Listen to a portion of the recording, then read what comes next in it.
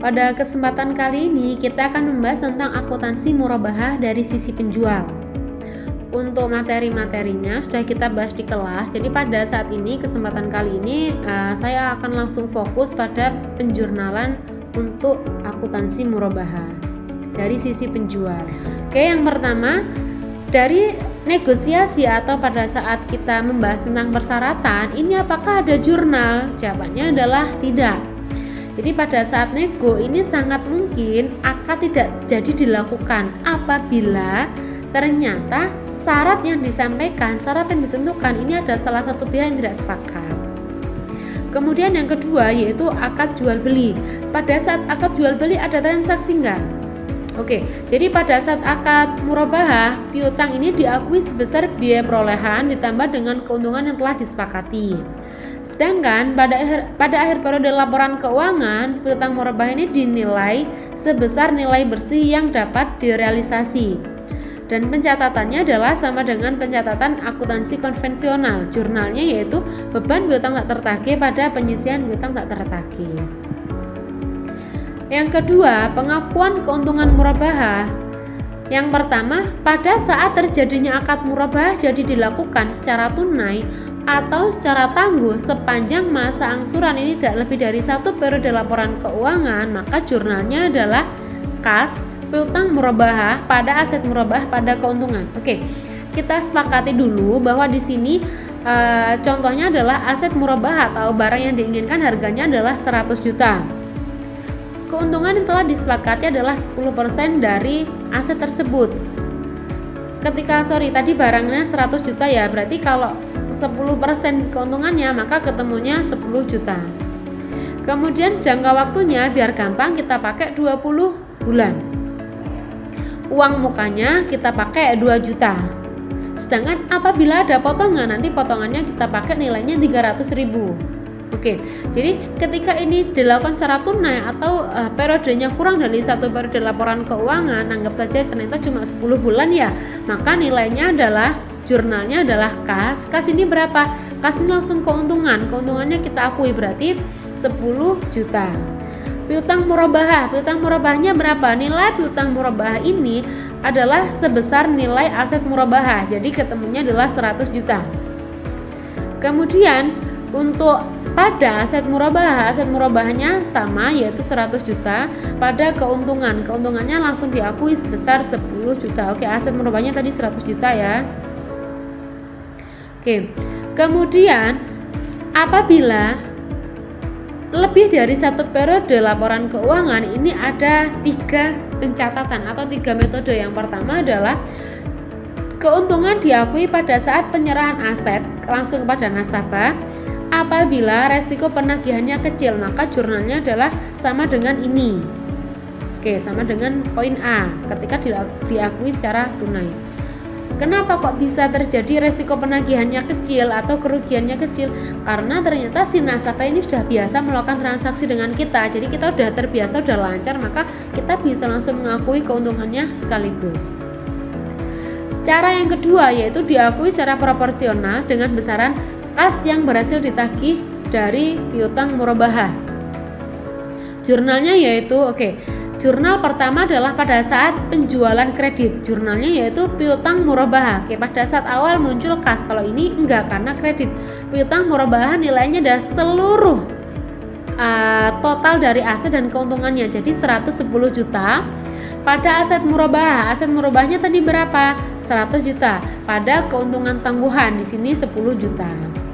Kemudian pada jurnal yang kedua itu pada saat penerimaan angsuran. Jadi pada saat penerimaan angsuran ini disepakati bahwa selama jangka waktunya adalah 20 bulan, maka kas ini berapa? Ketika totalnya adalah 110 juta, maka tiap kali kita melakukan angsuran biaya nilainya adalah 5.500.000, di mana 5 juta adalah nilai pokoknya dan 500 adalah keuntungan yang ditangguhkan.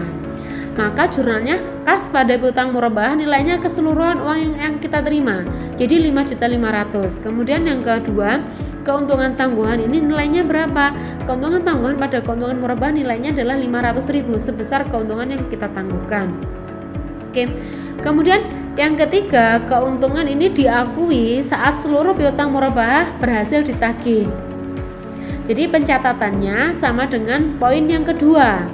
Tetapi di sini penjurnalannya hanya dilakukan pada saat keuntungan atau pada saat penerimaan angsuran telah diterima secara keseluruhan atau setelah lunas semuanya, baru kita lakukan penjurnalan sesuai dengan poin yang kedua. Selanjutnya itu pada saat pembelian barang. Pada saat pembelian barang apa yang perlu dijurnal? Oke, jadi pada saat perolehan aset murabah ini diakui sebagai persediaan sebesar biaya perolehan.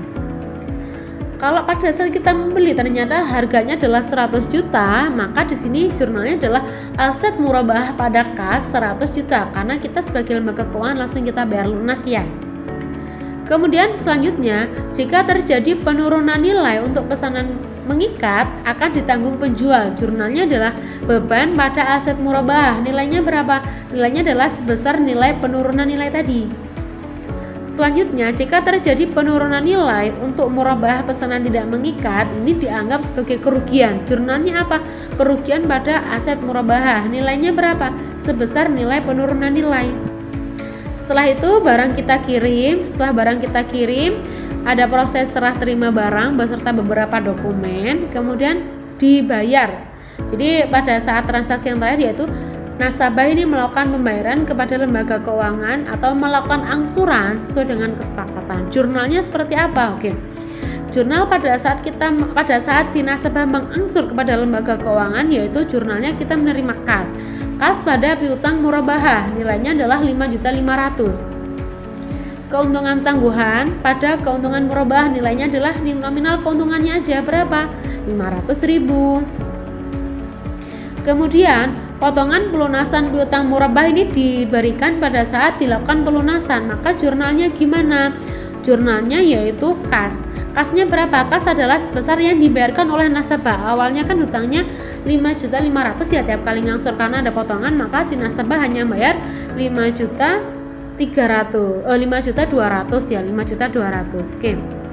Jadi kas yang diterima di sini adalah 5.200.000. Kemudian keuntungan tangguhannya berapa? Keuntungan tangguhannya ini tetap totalnya tadi 5.500.000, pada piutang murabahnya berkurang berapa? Berkurang 5.500.000 karena langsung dilunasi semuanya, tapi nilainya 300 tadi kan pengurangan tadi.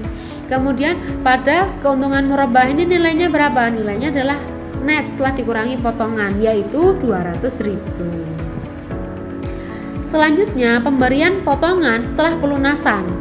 Jadi ini penjual atau lembaga keuangan menerima pelunasan dan membayarkan potongan kepada pembeli. Jadi jurnalnya ini adalah kita nerima semua pelunasannya dulu, baru setelah itu kita kembalikanlah potongannya kepada si nasabah. Jurnalnya adalah kas nilainya 5.500.000, keuntungan ditangguhkan nilainya 500.000, pada piutang murabahah nilainya 5.500.000, pada keuntungan murabahah nilainya tadi 500.000. Kemudian pada saat kita mengembalikan kepada nasabah, jurnalnya adalah keuntungan murabahah pada kas. Berapa nominalnya? Sebesar nilai diskon 300.000.